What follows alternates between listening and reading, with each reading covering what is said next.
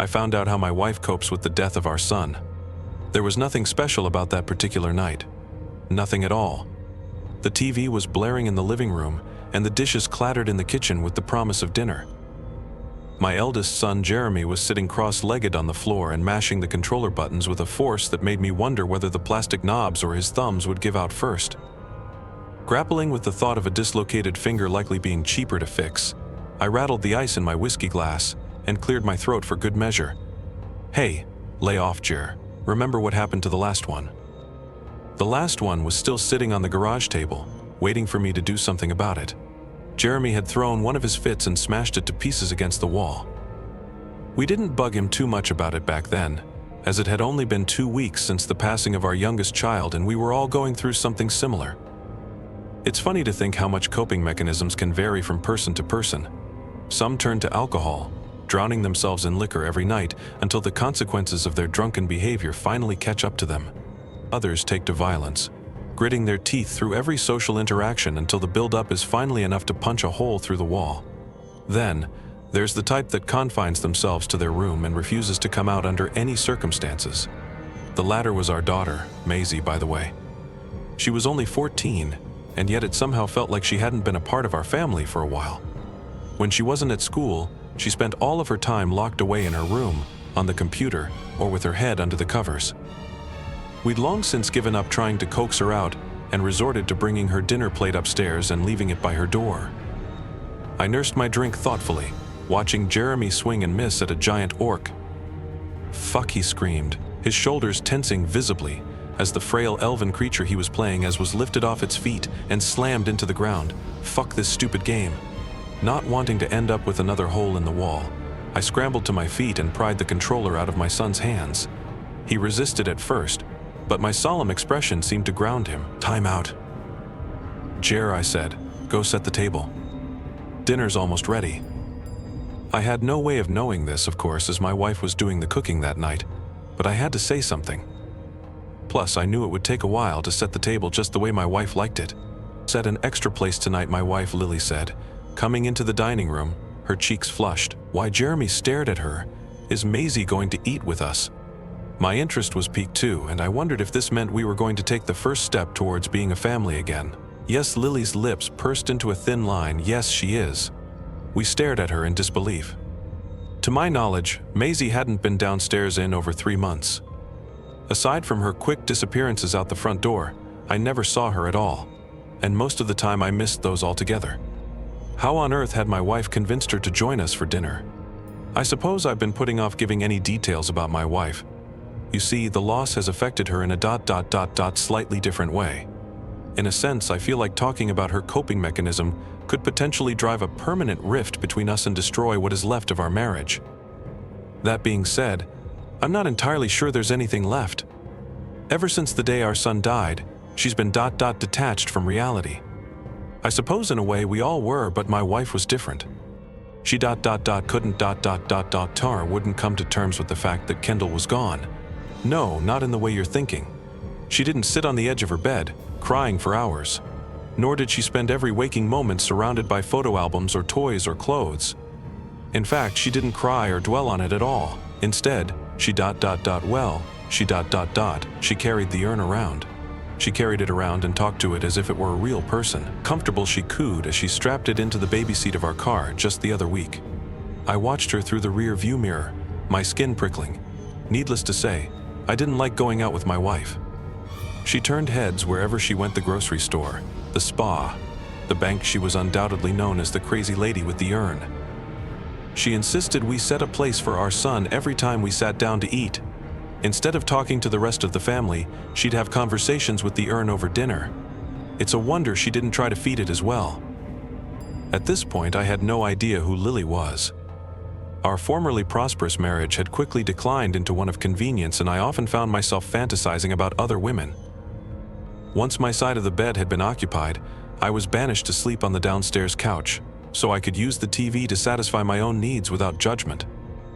I'm sure my wife wouldn't have noticed if I'd started bringing dates home, but I never did, secretly hoping a day would come when things went back to normal. "Maisie's going to eat with us," Jeremy repeated, his hand frozen in midair. His angry composure seemed to have vanished as quickly as it had appeared. For a moment, the room was enveloped in stunned silence. Then, Lily spoke. "Yes, she will be joining us from now on." My heart fluttered as hope filled my lungs. It was finally happening. I could almost feel the broken pieces of our family slithering towards the dining room table from every corner of the house to form a long-lost family unit. "Dinner is almost ready," Lily blurted out, turning on her heel and heading towards the kitchen. "I'll just get Kendall." I got up to pour myself another drink. Of course she would get Kendall. Of course things couldn't just go back to normal instantly. It would take time. Even so, as she brought out the urn and sat it on top of the plate, followed by a light kiss on the lid, I knew I could never get used to this. "Shall I call Maisie?" I asked, as my wife reappeared with a serving dish. "Or will you?" A strange expression crossed her face. She stood there, motionless, as though she was thinking long and hard about what to say. I swallowed, wondering if she hadn't heard my question. "No," she retorted eventually. "She'll join us when she's ready." And that was that. Neither Jeremy nor I questioned it any further, instead tucking into the dinner Lily had prepared for us. We didn't say a word throughout. My wife, on the other hand, said plenty. "Enjoying your peas, Kenny?" she asked the urn amidst bites. "They're fresh from the garden, just how you like them. Remember when we used to pick them together at Grandma's? She taught me how to plant them too, before she passed away last year." I stared at my plate, my stomach in knots. I needed another drink. Badly. But the bottle was in the living room. I wondered if I could slip away quietly to fetch it, when Jeremy piped up. "When's Maisie coming down?" he asked, arranging his peas in a straight line. "We're almost done with dinner." My wife looked like she'd been jolted awake from a pleasant dream. She began, her cheeks flushing. "Oh, Maisie? Yeah, perhaps another day." We stared at her, bewildered, but she seemed totally oblivious to our change in demeanor, chatting away to Kendall about rhubarb and its benefits on the body. "Mom," Jeremy asked again, his voice quivering, "why won't Maisie come down?" It was like she hadn't even heard him. Either that, or she was doing her best to not pay attention. Clearly, it was a subject she didn't want to address. "What's your favorite vegetable?" Sweetie," she giggled, her tone suddenly cold, as if she didn't mean a word of what she was saying. Mom Jeremy sat upright in his chair and waved a hand in front of her face. "Where the fuck's Maisie?" I tensed up, knowing full well Jeremy wasn't supposed to speak to his mother that way, but the situation seemed to be spiraling out of control before I could stop it. "Why can't you just talk to us every once in a while?" He exploded. "If you spent half the time with us that you spend with that stupid thing, then maybe we would still be a family."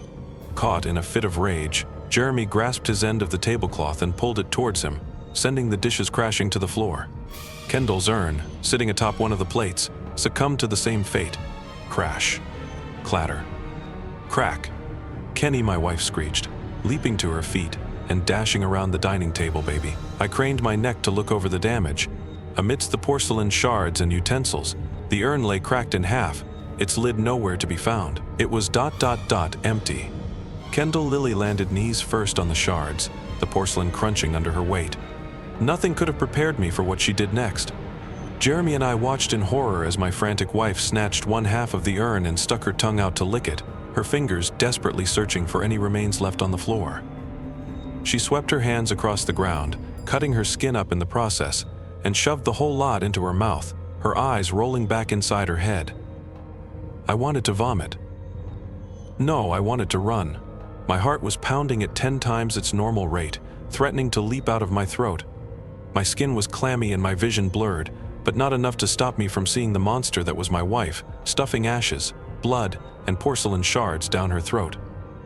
Jeremy must have felt the same way, but I couldn't see him, my tunnel vision only allowing the image of Lily and her feast. "Mom," I heard him cry, his voice a mixture of terror and disgust. He didn't say anything else either, making do with only a gargled gasp and short, rapid pants. There was nothing to say. Even now that I look back on it, I cannot think of a single coherent sentence that would have befitted the circumstances. I knew instantly that my wife was gone and I'd never be able to see her the same way. Grabbing Jeremy by the arm, I tugged him away from the table, leaving Lily scavenging the floor. I needed to save my children.